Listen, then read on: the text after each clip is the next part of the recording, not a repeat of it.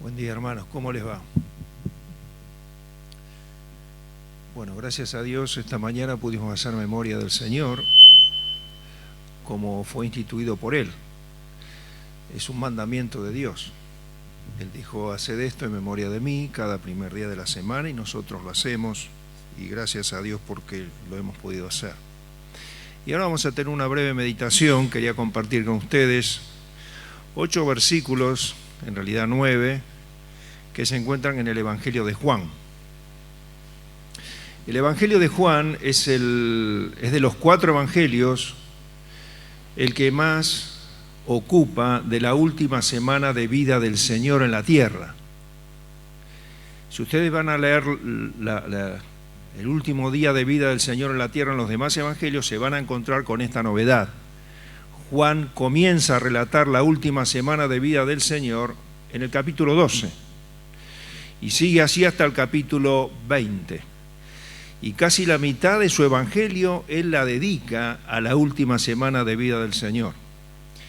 Y hay episodios hermosos en esos capítulos que nos cuentan lo que él pasó en esta tierra, pero simplemente hoy quería enfocarme en el capítulo 15, que es ahí donde el Señor nos cuenta, está hablando con sus discípulos acerca de algo muy importante, que también es necesario que nosotros sepamos, ¿no?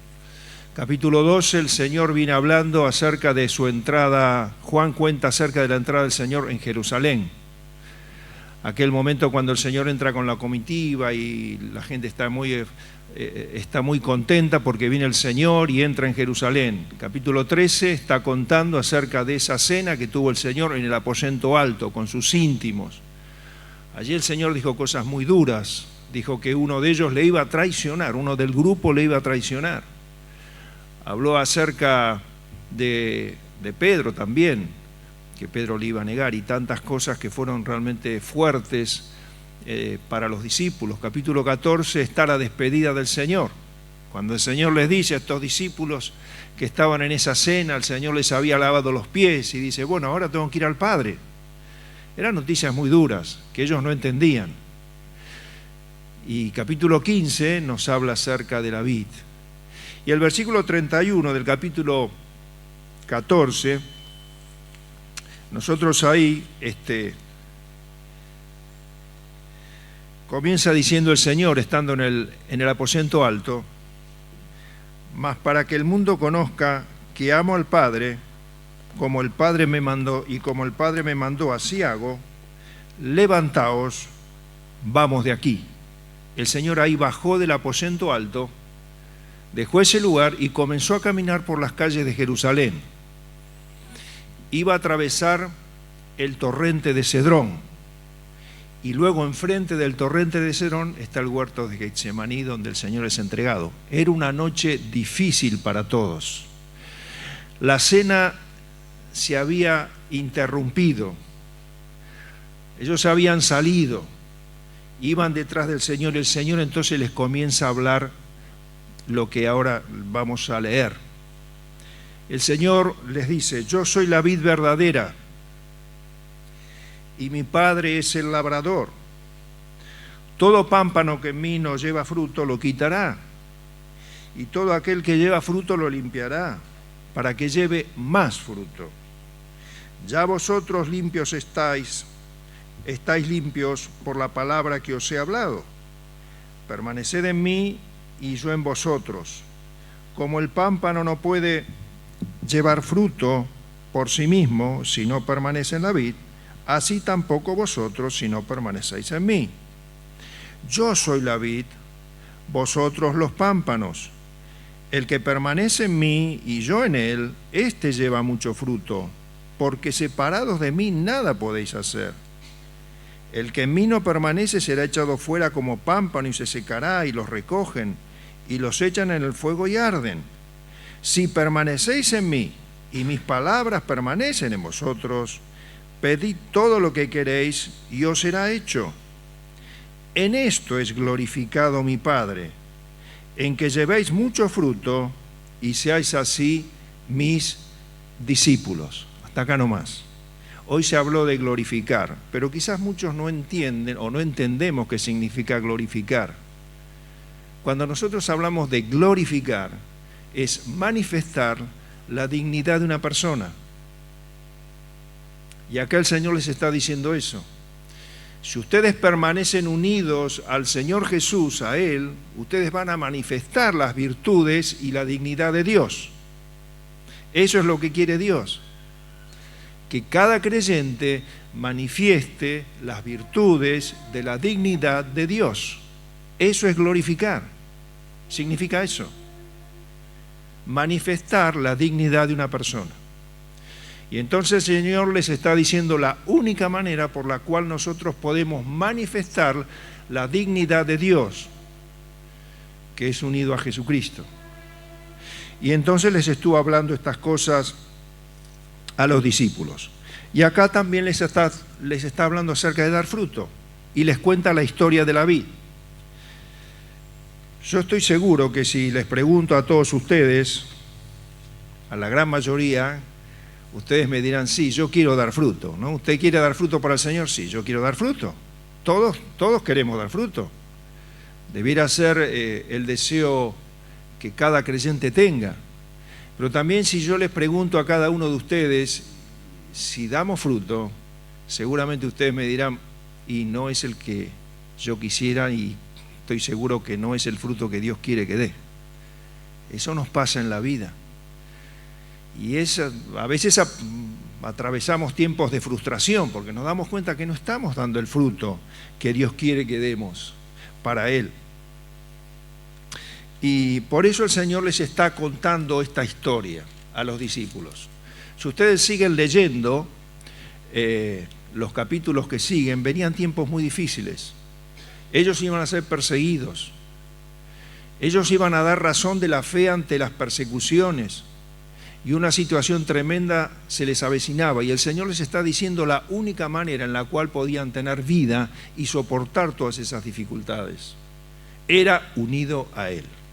Por eso el Señor les está dando esta enseñanza. Ahora, la vid en la palabra de Dios también significa Israel. Si nosotros vamos al Salmo 80, versículo 8, que lo tenemos ahí, creo que se está proyectando, dice ahí que está hablando de Israel y el Salmo dice, hiciste venir, el texto dice, hiciste venir una vid de Egipto. Y aquí está hablando claramente de Israel. Cuando Israel estuvo esclavo en Egipto, Dios lo libertó con mano poderosa, porque Israel era la vid de Dios en esta tierra. Israel es la vid de Dios, o la viña de Dios. Isaías capítulo 5, versículo 1 al 3, ahí está hablando Dios acerca de Israel también. Y está diciendo entonces ahí, el Señor está hablando, o sea, como que Él es el que ama a Israel, y dice, ahora cantaré por mi amado el cantar de mi amado a su viña. Una viña es un conjunto de vides. Y entonces acá está diciendo, Dios habla a través de Isaías y dice, ahora cantaré por mi amado el cantar de mi amado a su viña, a Israel. Tenía mi amado una viña en una ladera fértil.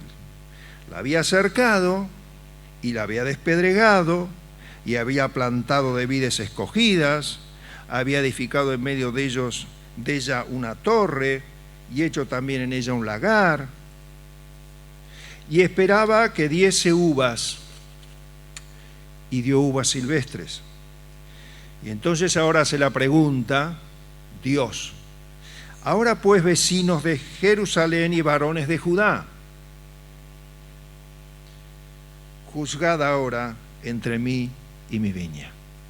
Está hablando Dios de Israel, aquella viña que Dios cuidó, que Dios trajo de Egipto, que Dios liberó, que Dios estuvo con el pueblo de Israel sosteniéndole en el desierto, que Dios le dio el maná, que Dios le dio el agua, que Dios los protegió, los puso en una tierra, les daba la posibilidad de poder tener una vida distinta en esa tierra, de acompañar. Entonces dice Dios, ¿qué más puedo hacer yo para mi viña? Porque esperaba que diese uvas y dio uvas silvestres.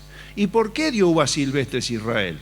Bueno, porque se mezcló entre las naciones, porque en vez de dar el conocimiento de Dios, como la viña de Dios en la tierra, no lo dio.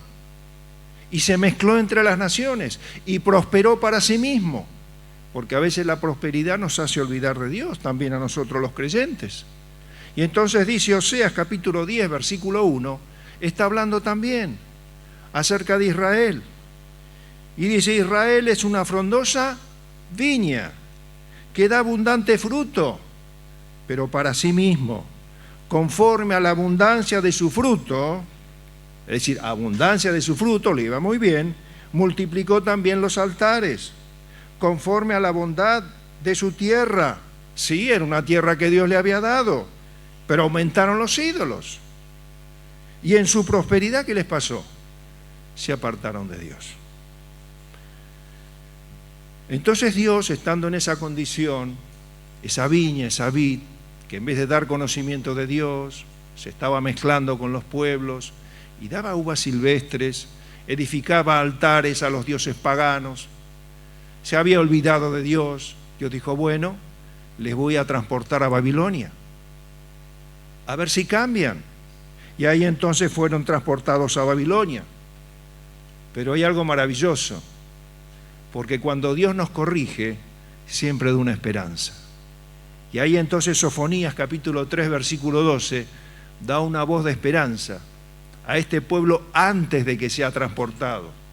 El profeta, antes de que sea transportado, ahí está diciendo, luego de todo este tiempo de esclavitud en Babilonia, donde ellos iban a sufrir, dice la palabra de Dios que no iba a comer pan ni vino por sus muertos, que era lo que ellos acostumbraban, iban a perder todo el ceremonial, todas aquellas cosas le iban a perder. Pero dice, luego de eso, dejaré en medio de ti un pueblo humilde y pobre, el cual confiará en el nombre de Jehová. Después de toda esa situación que Israel iba a vivir, Dios iba a dejar un remanente, alguien que iba a ser un pueblo humilde, que iba a ser consciente de su pobreza y por lo tanto iba a confiar en Dios. Este es el resultado que Dios iba a producir en ese pueblo. Ahora bien, nosotros llegamos al capítulo 15 de Juan. Y acá tenemos en el versículo 1 que el Señor está diciendo, yo soy la vid verdadera, mi Padre es el labrador. Y acá está hablando que el Señor es la vid. Él es aquel que vino a dar conocimiento al mundo de Dios. Israel fracasó. Israel fue aquella vid que Dios trajo de Egipto, que se contaminó con las naciones, que no dio uvas, que si no dio uvas silvestres, pero ahora dice el Señor y se presenta, yo soy la vid verdadera y mi Padre es el labrador. Y es el séptimo yo soy de Juan. Y cuando el Señor está diciendo yo soy, se está refiriendo a aquel yo soy que habló con Moisés. En aquel momento cuando Dios toma a Moisés y le dice, anda a Egipto y libera al pueblo de Egipto. Y entonces Moisés dice, Señor, ¿cómo voy a hacer yo contra un ejército con tanta fuerza y el pueblo me va a recibir? ¿Qué me van a preguntar? ¿Quién te envía? Me van a decir. Y cuando ellos me pregunten quién te envía, ¿yo qué les digo? Bueno, vos le vas a decir, yo soy el que soy, te envía. ¿Quién estaba hablando ahí? Dios estaba hablando con Moisés. Dios estaba diciendo, yo soy el que soy, te va a enviar, Moisés. Yo voy a ir contigo. Voy a estar contigo. Y acá el Señor se presenta como el yo soy, porque es Dios. Y es el Dios que nos dice a nosotros, yo soy la luz del mundo, el que me sigue no andará en tinieblas, sino que tendrá la luz de la vida. Yo soy el pan de vida que da vida al mundo. ¿Cuántas veces hace que no vas al pan de vida, hermano? ¿Estás hambriento? Hoy se habla acerca del agradecimiento, hermanos. Yo pienso que cuando somos desagradecidos, es por qué no vamos al pan de vida. Porque Él sigue siendo el mismo yo soy. El que a mí viene, que dice, no tendrá hambre. ¿Qué te falta en la vida, hermano? Bueno, tendríamos que ir al yo soy. Es Dios que nos está diciendo, yo puedo satisfacer tu vida permanentemente. ¿Estás confundido en el camino de la vida? ¿Estás en oscuridad, habiendo sido salvo? Puede pasar, a veces pasamos tiempo de oscuridad en la vida. ¿Estás yendo al yo soy, la luz del mundo, el que me sigue no andará en tiniebla? ¿Estás expectante por alguna oportunidad de trabajo que no sale, o alguna situación de salud o lo que sea? Bueno, Él dijo, yo soy la puerta, el que por mí entrare será salvo. Y Él es el que abre las puertas, y ninguno las cierra, y cierra y ninguno abre. Él es el yo soy, Él es la puerta. Estamos yendo a la puerta, nos estamos poniendo ansiosos por las cosas que no tenemos y aquellas oportunidades que están cerradas. Hermanos, si Dios cierra, ninguno abre. Y si Él abre, es la puerta de Dios. Yo soy la puerta, dijo el Señor. ¿Estamos yendo al yo soy? ¿Cuál es nuestra esperanza, hermano? Él dijo, yo soy la resurrección y la vida. El que cree en mí, aunque esté muerto, vivirá. Es la esperanza del Hijo de Dios. Es saber que todo no termina acá, que tenemos vida eterna, que nuestra esperanza está en los cielos. Somos los más bendecidos, hermanos, los hijos de Dios. Hoy se habló de riqueza, y claro que sí. Y a veces vivimos como pobrecitos, desesperanzados. Hermanos, nuestra esperanza no está acá. Nuestra esperanza está allá. Allá está nuestra esperanza. Yo soy la resurrección y la vida, dijo el Señor. El que cree en mí, aunque esté muerto, vivirá. ¿Usted quiere más esperanza que esa? La gente vive atemorizada por la muerte. Y a veces el creyente también. Y el que vive y cree en mí no morirá eternamente. Yo soy el buen pastor, dijo el Señor. Qué amor sublime el del Señor. El buen pastor su vida da por las ovejas. Él es la aceptación. Hay muchos que viven en tristeza porque no son aceptados, incluso en la iglesia, porque a veces eso pasa en la iglesia, ¿no? No estamos lo mejorcito en la iglesia. Y a veces alguno puede ser que no se sienta aceptado, que se sienta discriminado aún en la casa de Dios. Bueno, querido hermano, yo te puedo decir que el Señor, nadie te ama como el Señor, a pesar de que no veas ese amor reflejado muchas veces. Él nos acepta tal cual somos y Él dio su vida por nosotros. Él es el buen pastor, pero Él también es la vid verdadera. Él es el camino, la verdad y la vida también. Y acá está, Él viene acá y se propone como la vid verdadera. Dice, y mi Padre es el labrador. Ahora, claro, una viña sin un labrador, sin un viñador, es un desorden completo. Las vides tienen un tronco que por definición es la cepa, y luego vienen las ramas, y luego viene el pámpano. Y la viña es una planta rastrera. Si usted no la guía, no le pone alambres o no le pone piedras, simplemente la rama se va al piso y se adhiere al piso y toma los nutrientes del piso, y el pámpano no es fructífero, es magro. Entonces hay que guiar a la rama para que vaya y el pámpano tome la altura que tiene que tomar, reciba el sol que tiene que recibir y recibe el aire que tiene que recibir. Es decir, es un esfuerzo del viñador. Las viñas deben tener viñadores. Y uno ve que las viñas en invierno, que es la época de poda, ahí está el tronco. Y usted dice, parece mentira que haya vida ahí, porque el tronco está ahí, todo pareciera que no tiene vida. Sin embargo, ese tiempo de invierno, de poda, es necesario para que entonces la vid tome fuerzas, y luego viene la época de la floración, y luego viene el fruto del pámpano. Así es como es la necesaria ocupación del labrador en la vid. Y a veces eso pasa también en nuestra vida. Eso pasa también en nuestra vida. A veces pasamos épocas de invierno, donde pareciera que nuestra vida es como aquel tronco de la vid que se ha podado y está ahí, pareciera, y uno dice, y de acá va a salir fruto, Señor, mira lo que soy. De acá va a salir fruto, Señor, mira lo que soy, mira mi situación. Bueno, a veces pasa así en la vida. Y a veces tiene que venir el labrador y podar nuestra vida y sacar el exceso, aquellas cosas que no van a producir la vida y el fruto de Dios. Y a veces Dios trae a nuestra vida problemas económicos y a veces trae problemas de salud que no se resuelven. Y a veces parece ser que Dios se olvidó de nosotros. Y a veces Dios quita un ser querido, un ser amado, y no se entiende por qué. Bueno, es la poda de Dios. Es la poda de Dios necesaria para que nosotros podamos dar el fruto. Y a veces Dios también nos poda con un jefe que no nos es grato y que nos manda y que no nos acepta y que nos discute, o con un hermano o una hermana. Eso pasa en la iglesia o no pasa. Y sobre todo en los ministerios, hermanos, esto se da.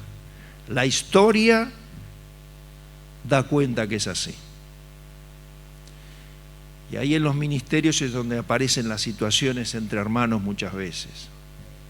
Bueno, hermano, quizás Dios te está podando y te está poniendo un hermano, una hermana que vos decís, Señor, ¿cómo puedo seguir? Bueno, es la poda de Dios.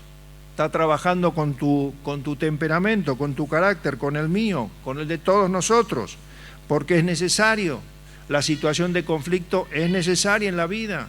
La vid necesita esa poda, porque si no, no da el fruto necesario que Dios espera, y a veces nos hiere, y a veces no nos gusta, pero es necesaria. ¿Quién es el labrador? Dice acá el Señor.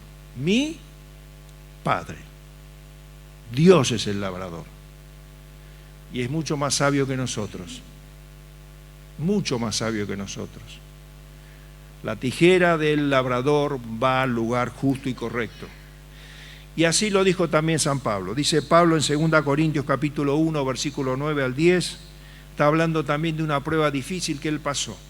Era la poda del viñador. Dice, pero tuvimos en nosotros mismos sentencia de muerte, para que no confiásemos en nosotros mismos. Dios quiere sacar toda nuestra confianza para que confiemos en Él, para que dependamos de Él. Y esto lo estaba haciendo en Pablo. Sino en Dios, el cual nos libró y nos libra y también nos librará de tan gran muerte. A Pablo le pasó eso. Había pasado una situación tremenda. Había perdido la esperanza de conservar la vida. Perdió la esperanza. Sí, a Pablo también le pasó. Pero eso fue para que confiase en Dios. Y no en nuestras relaciones, no en nuestro dinero, no en nuestro estado actual. Dios quiere que confiemos en Él, que depositemos la confianza en Él. Y después hay otra ocasión donde, 2 Corintios capítulo 12, versículo 7, ahí dice Pablo, y para que la grandeza de las revelaciones no me... ¿Tienen el texto ahí? ¿Qué dice? No me exaltase. ¿Qué es exaltarnos? Es ser orgullosos. Es ser orgullosos. ¿Cuántas veces somos orgullosos, hermanos? Y Pablo corría este riesgo. Pablo había tenido las alturas de la comunión con Dios. Pablo había recibido ese conocimiento que dice, incluso también ahí en Corintio, que hubo un hombre que en el cuerpo, si fuera del cuerpo, fue arrebatado al tercer cielo y vio cosas grandes, tremendas.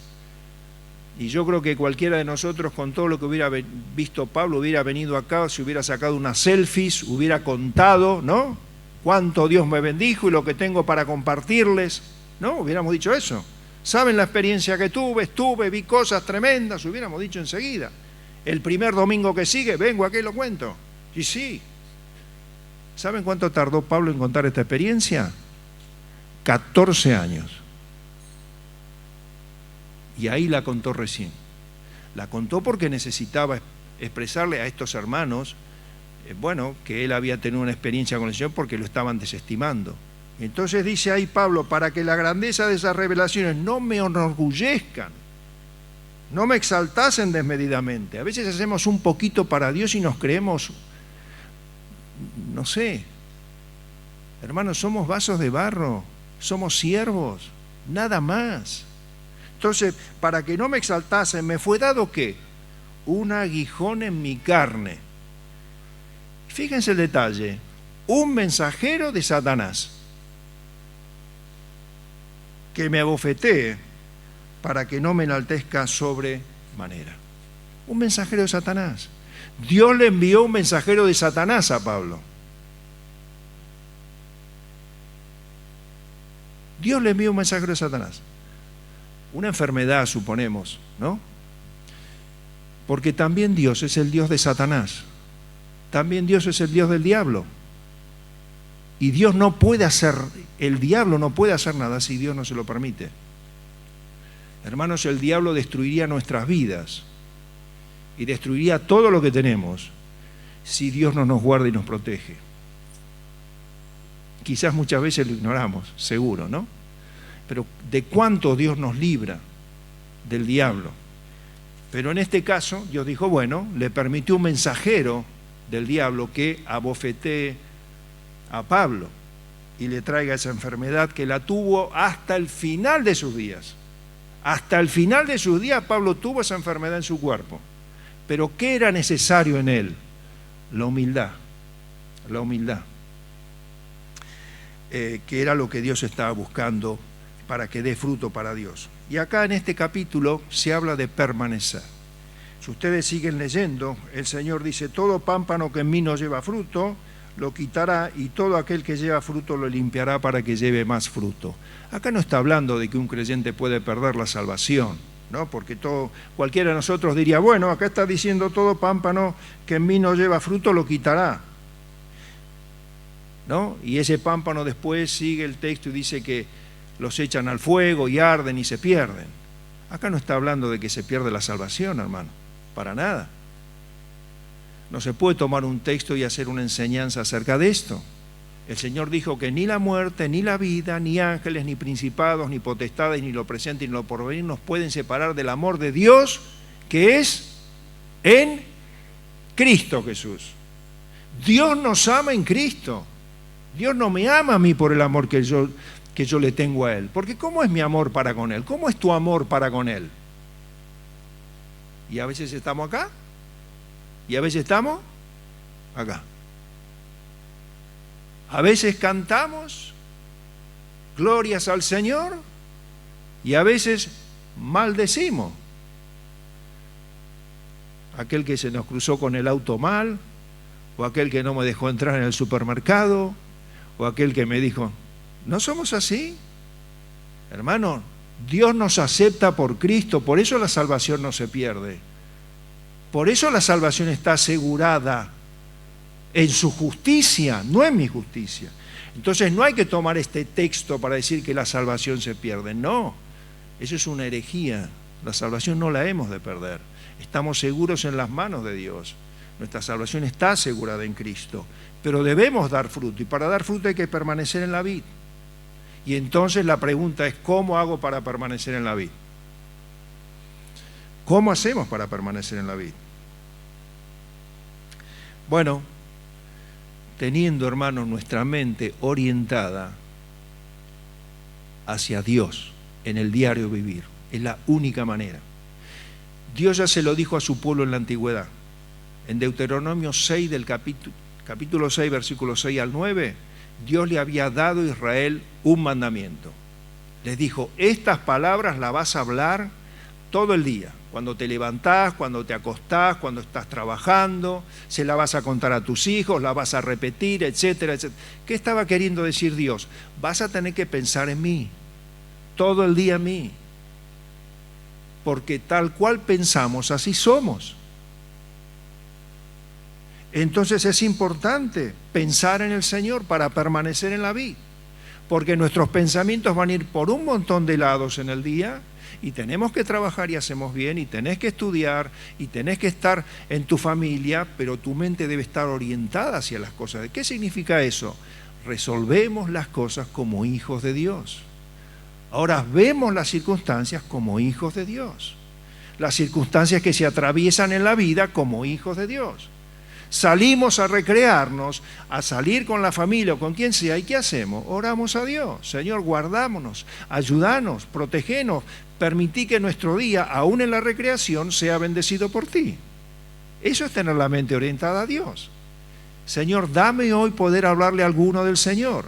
Ayúdame con mi carácter en mi matrimonio, con mi esposa, con mi esposo, con mis hijos, con mi papá, con mi jefe, con quien sea. Ayúdame, Señor. Guárdame, porque quiero dar el fruto. Quiero permanecer en la vid. Eso es permanecer, hermano. Por eso dice 2 Corintios capítulo 3, versículo 7 al 8. Dice, porque el Señor es el Espíritu, y donde está el Espíritu del Señor, allí hay libertad. Tenemos el Espíritu Santo en nuestra vida, y el Espíritu Santo es aquel que nos llega al arrepentimiento. Por eso hay libertad. Nosotros cantamos que hay libertad. ¿Hay libertad, hermano? ¿No tenés hábitos todavía con los cuales luchás? ¿No tenés pecados secretos con los cuales luchás? ¿Caes ante esas cosas? ¿Caemos ante esas cosas? Y caemos. Claro que caemos. ¿Y qué tenemos que hacer cuando caemos? Donde está el Espíritu de Dios, allí hay libertad. Confesamos el pecado. El Espíritu nos guía al arrepentimiento. Romanos capítulo 2 lo vamos a estudiar. Y entonces, donde está el Espíritu de Dios, donde hay arrepentimiento, donde hay confesión, donde hay humildad, donde vas y le decís al hermano o la hermana, mira, perdoname, pequé contra vos, estuve mal en lo que te dije, allí la carga se cae y hay libertad y se produce el fruto que Dios quiere. Por tanto, dice, nosotros todos mirando a cara descubierta como en un espejo, la gloria del Señor somos transformados de gloria en gloria en la misma imagen por el Espíritu del Señor. La vid, el fruto de la vid es la persona de Cristo en cada uno de nosotros. Porque alguno dirá, bueno, pero fruto es cuando venimos a alabar a Dios, porque es fruto de labios. Sí, es un fruto. Salvar a otros es un fruto, sí, es un fruto. Cuando vos predicás, claro que es un fruto. Cuando enseñás, sí, es un fruto. Pero ¿qué está hablando, hermanos, del fruto del Espíritu Santo en nosotros? Todas esas cosas que mencioné, aún la ofrenda a Dios que hoy hemos hecho, que es un fruto a Dios, puede ser separados de la vid. Todo eso puede ser separado de la vid. Porque cuando el Señor dice, separados de mí nada podéis hacer, está diciendo nada podéis hacer sin fruto. Separados del Señor podemos hacer un montón de cosas, pero sin el fruto del Espíritu. ¿Y cuál es el fruto del Espíritu? Bueno, amor, gozo, paz, paciencia, bondad, benignidad, mansedumbre, templanza. ¿Hay eso en tu vida? ¿Hay eso en mi vida? Cuando sirvo, cuando ofrendo, cuando hablo, ¿hay eso en mi vida? Si no hay eso en mi vida, es porque estoy haciendo las cosas sin estar unido a la vid. Si yo estoy unido a la vid, todo eso que es necesario, todo eso que dijimos, alabar, servir, todo eso que decimos, si yo estoy unido a la vid, va a producir el fruto que Dios quiere. Va a producir amor, va a producir gozo, va a producir paz, va a producir templanza, y es un fruto. Yo no tengo amor sin paciencia. Yo no tengo paciencia sin templanza. Es un fruto del Espíritu. Por eso, hermanos, que debemos permanecer en la vid. Nuestra mente tiene que estar orientada hacia las cosas de Dios. Cuando servís en la casa de Dios, nuestra mente orientada en las cosas de Dios. Orientada. Procurar no hacer tropezar al hermano. Guardar mis palabras. No decir cualquier cosa en cualquier situación. Cuando estás en tu casa, con tus íntimos, y a veces pasa, a veces decimos cosas en la discusión que no hubiéramos querido decir, y ya herimos, y ese no es el fruto del Espíritu.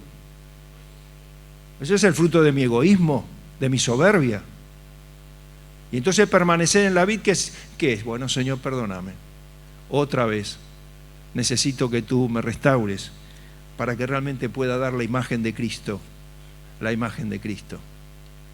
Y el fruto, hermanos, en la vid, y ya terminando, ¿es porque Dios necesita algo que nos pide el fruto? ¿Es porque Dios necesita algo Él? No, no es porque Él necesita algo. Dios no necesita nada, hermanos. Dios es completo en sí mismo. Fíjense para qué es el fruto. Juan 15:11. Dice ahí, por supuesto, es para manifestar a Cristo, ¿no? Porque dice, en esto es glorificado mi Padre, en que llevéis mucho fruto y vuestro fruto permanezca. Pero dice allí, el versículo 11, estas cosas os he hablado, ¿para qué? Para que mi gozo, Dios se goza en tu vida, Dios se goza con vos y se goza en mí cuando el fruto del Espíritu se produce. Dios se goza, pero además dice esto, y que mi gozo, estas cosas os he hablado para que mi gozo esté en vosotros y vuestro gozo sea cumplido. Dios quiere compartir el gozo con nosotros, el gozo de una vida fructífera, el gozo de una vida que sea de bendición para otros. Dios lo quiere compartir con nosotros. Para eso quiere el fruto. Así que, hermano, yo no sé cuál es tu unión con la vid. Lo que yo hago desde acá adelante puede ser pura carne. Pura carne. Usted puede decir, sí, qué bien, pero es pura carne. Es pura soberbia. Es puro egocentrismo. ¿Y cuándo se va a identificar el fruto realmente qué es? ¿Cuándo se va a identificar? Bueno, cuando estemos ante las llamas de fuego. Cuando los ojos del Señor miren lo que hemos hecho aquí para Él. Por eso dice el apóstol Pablo, ni aun yo me juzgo a mí mismo. Ni aun yo me juzgo a mí mismo. ¿Por qué? Porque a veces el juicio mío es mucho más benévolo que el juicio hacia los demás. Siempre es así. Entonces Pablo dice, ni aun yo me juzgo a mí mismo. Así que no juzguéis nada antes de tiempo, hasta que venga el Señor, el cual aclarará las intenciones del corazón. Entonces cada uno recibirá la alabanza ¿de quién? De Dios. Qué maravilla eso, ¿no? Cada uno recibirá su alabanza de Dios. Hermano, ¿estás dando fruto? ¿Qué fruto estás dando? ¿Estoy dando fruto? Bueno, evidentemente no el que quisiera. Y seguramente Dios quiere que demos más fruto. ¿Cuál es lo importante? Bueno, permanecer en Él. Y como dice el libro de Cantar de los Cantares, cazadnos las zorras pequeñas, porque esas zorras son las que echan a perder las viñas. Las zorras pequeñas son aquellos animales que se comen las flores de las vides y antes del fruto viene la flor. Y entonces ahí está diciendo, digamos, Salomón, cazadnos las zorras pequeñas, aquellas que hacen perder las viñas, porque nuestras vides están en ciernes, están en flor, están por dar fruto. ¿Y cuáles son las zorras pequeñas? Y son aquellas zorritas que se van poniendo en nuestra cabeza, esos pensamientos que solamente nosotros y Dios conocemos, esas libertades que a veces nos damos en la vida personal, y tenemos que estar a la casa de esas cosas para permanecer en la vid y que realmente nuestro fruto, cuando estemos con el Señor, cuando podamos llegar allá y nuestra vida sea evaluado, el Señor pueda decir, bien hecho, buen siervo y fiel, sobre poco has sido fiel, sobre mucho te pondré, entra en el gozo de tu Señor. Allí va a ser el pleno gozo, cuando estemos con el Señor. Y hermanos, si el viñador está podando tu vida, como la mía, en muchas cosas, bueno, hay que aceptarlo y sujetarnos a Él. No discutir con el viñador, ¿no? Pablo no discutió con el Señor. acerca de ese aguijón que lo tuvo durante toda su vida. El Señor le dijo: bástate mi gracia, porque mi poder se perfecciona en tu debilidad. Bien, el Señor nos bendiga, y ahora viene Omar y cierra la reunión.